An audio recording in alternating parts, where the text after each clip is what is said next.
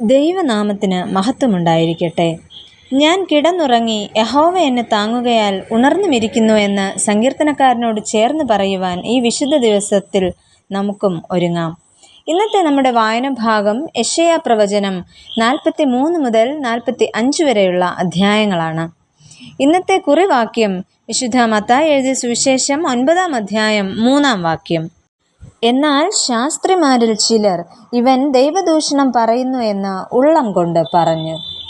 സുനഗോഗുകളിൽ ന്യായപ്രമാണം പഠിപ്പിക്കുന്നതിനും ശുശ്രൂഷകൾ നടത്തുന്നതിനും നേതൃത്വം നൽകിയിരുന്നവരായിരുന്നു ശാസ്ത്രിമാർ.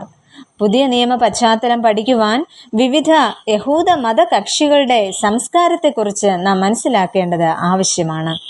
പലസ്തീനിലും ചിതറിപ്പാർത്തവരുടെ ഇടയിലുമായി പല കക്ഷികൾ രൂപപ്പെട്ടു. അവരിൽ ഒരു വിഭാഗക്കാരായിരുന്നു പരീശന്മാർ, മറ്റൊരു കൂട്ടരായിരുന്നു സദൂക്യർ. ഇക്കൂട്ടത്തിലെ ഒരു സമൂഹമായിരുന്നു ശാസ്ത്രിമാർ. എബ്രായ ഭാഷയിൽ ഇവരെ സോഫറിം എന്നാണ് വിളിച്ചിരുന്നത്. സോഫറിം എന്ന ഈ വാക്കിന് 2 അർത്ഥമാണ് ഉള്ളത്. ഒന്ന്, എണ്ണുന്നവർ. ഇവർ തിരുവെഴുത്തുകളിലുള്ള വാക്കും അക്ഷരങ്ങളും എണ്ണി തിട്ടപ്പെടുത്തിയിരുന്നു.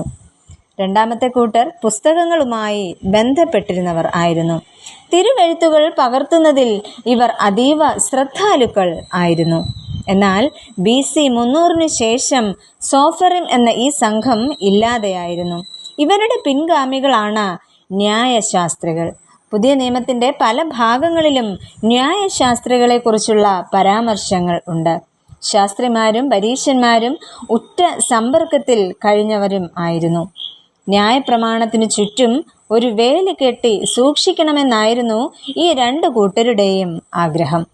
നിയമങ്ങൾ പഠിപ്പിക്കുക എന്നത് ഇവരുടെ ജീവിതവൃത്തിയായിരുന്നു. സുനഗോഗുകളോട് ചേർന്ന് അക്കാലത്ത് പാഠശാലകൾ ഉണ്ടായിരുന്നു. അവിടെ എബ്രായ തിരുവെഴുത്തുകളും പഠിപ്പിക്കുകയുണ്ടായി.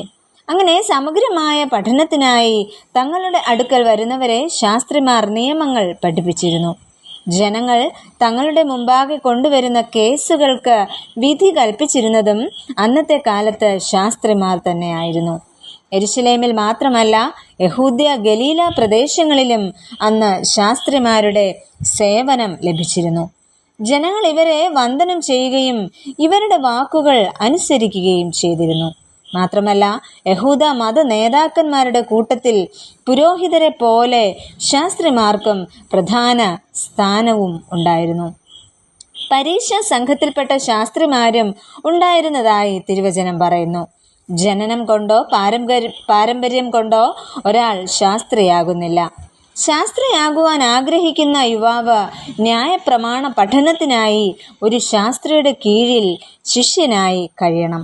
പഠനം പൂർത്തീകരിക്കുമ്പോൾ ശാസ്ത്രി അവൻ്റെ മേൽ കൈവച്ച് അവനെ പണ്ഡിതനായി പ്രഖ്യാപിക്കുകയും മോശയുടെ ന്യായപ്രമാണം വ്യാഖ്യാനിക്കുന്നതിനുള്ള അധികാരം നൽകി അയക്കുകയും ചെയ്യും. ഇവർ തങ്ങളുടെ ജോലിക്ക് ശമ്പളം വാങ്ങിയിരുന്നില്ല.